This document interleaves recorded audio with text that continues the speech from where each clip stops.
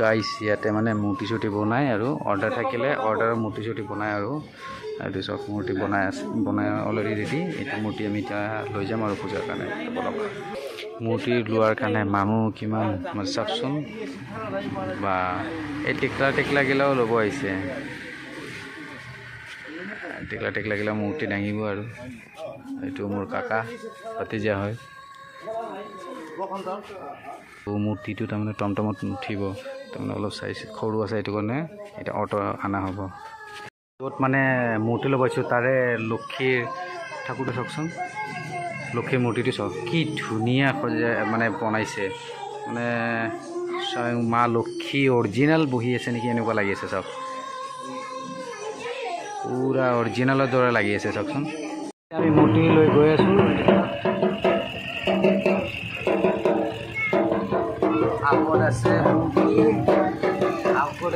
আগত আছে মূৰ্তি আৰু আমি পিছফালে ইয়াতে বহি কেনে গৈ আছোঁ। মূৰ্তি নুমাব এতিয়া, এটা ধুনীয়াকৈ মূৰ্তি নুমাব, নুমাই কেনে মূৰ্তিটি লৈ যাম আৰু জাগাত থৈ দিওঁ। মনসা মাইকে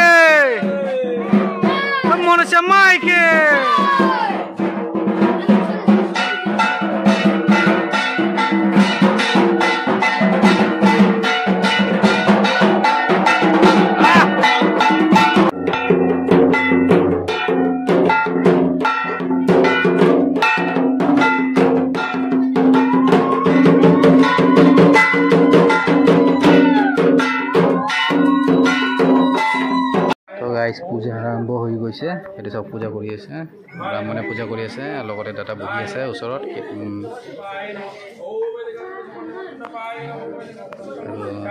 ইয়াতে বেছিভাগ বুঢ়ী আছে আৰু আমাৰ ঢাকুৰা ঢাক বজাব।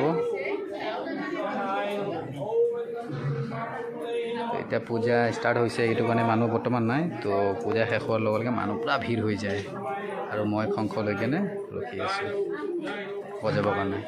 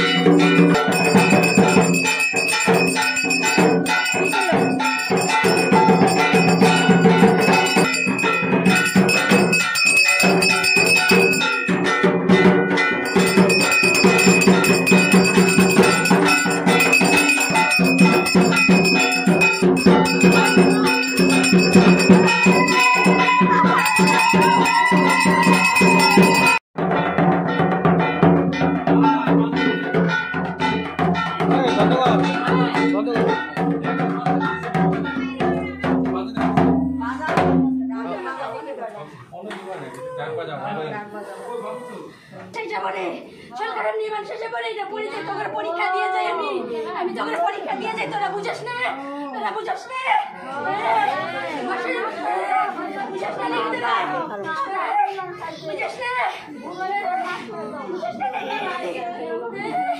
দুই মাসের আমি তোদেরকে পরীক্ষা দিচ্ছি, তোরা কিছু বুঝতে পারিস না, কিছু বুঝতে পারিস না, বুঝতে পারিস না নাকি? 2 বছর আমি করে দিলাম, তাও মানুষ শিক্ষা পাই নাই, কালকে আরো আসছিল, ওরা বুঝতে পারে না আমার এখানে যে চরণ আছে, হ্যাঁ ও কেন আসে বললো, বলো আর কিছু বলতে চাও নাকি? হ্যাঁ আর কিছু বলবো? এই যে খেলো আইসিন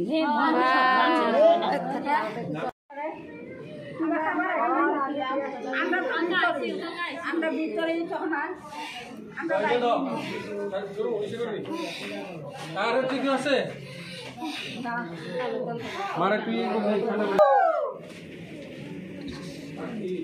ওই ছোটো সাকি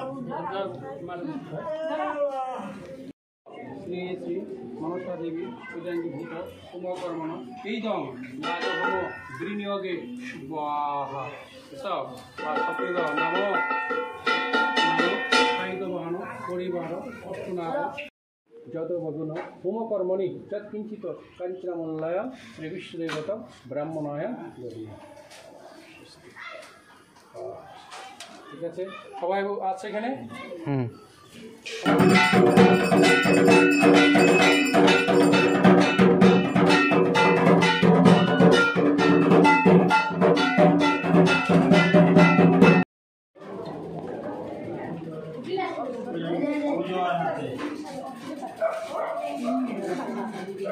খাও খাও খিচুড়ি খাও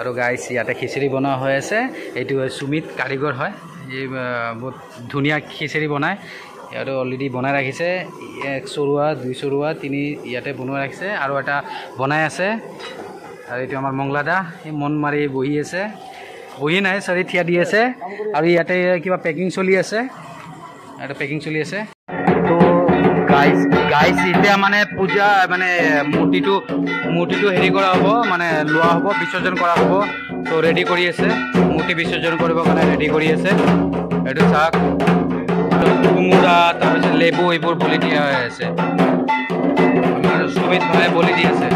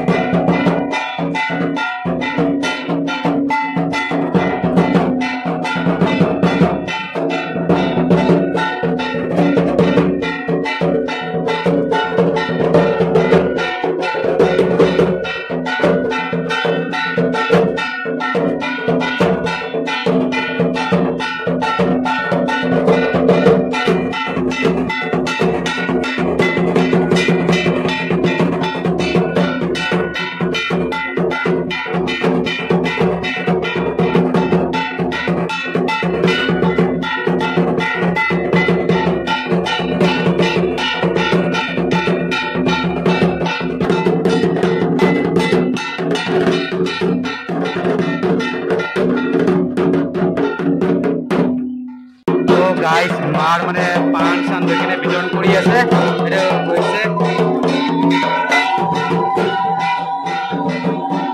কৰিব লগা ইয়াতে কৰিব আৰু এইটো চাই লওক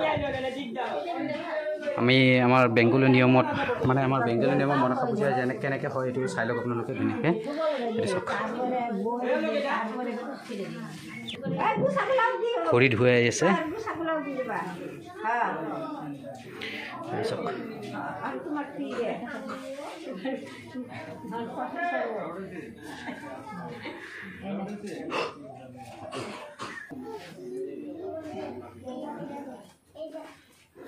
এইটো বাতাসা খুৱাইছে দেখিছোঁ এইটো বাতাসা খুৱাইছে এতিয়া আৰু পানী খুৱাব দেখিছক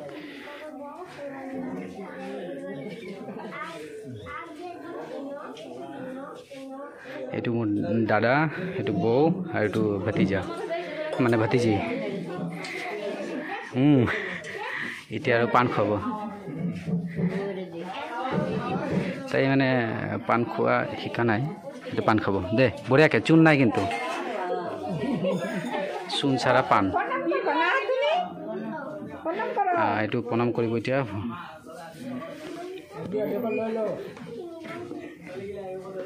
কত 501 টাকা না 101 টাকা? কক মুখ দিয়ে কই দেখুন বড় আচ্ছা ওই বহুত বড় হয়ে গেল গা। এখন কি করব? পয়সাটা কোন ফালে ওলাব? পয়সা না থাকা ঢুকা নাই।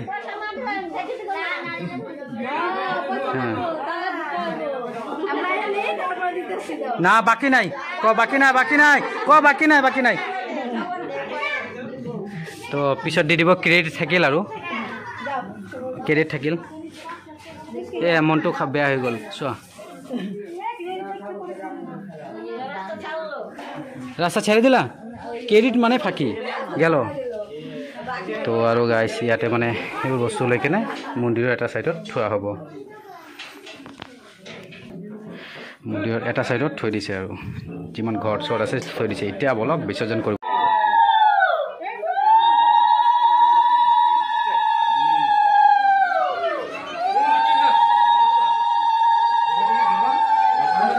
এতিয়া বৰ্তমান ঠেলাত উঠাই আছে, যিহেতু মানে নদীটো বেছি দূৰ নাই, ওচৰতে আছে, ঠেলাত উঠাই আছে।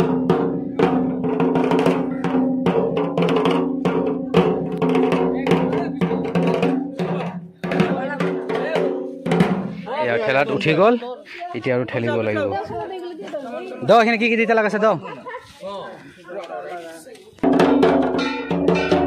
দে, নাচা দে, নাচা দে, নাচা দে।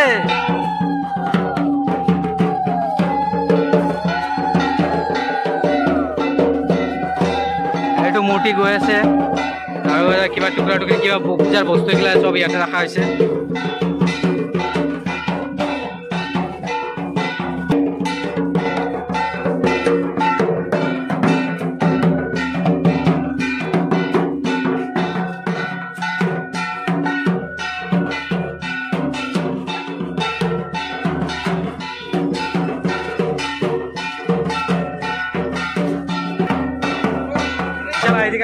হ'ব পৰব না এদিকে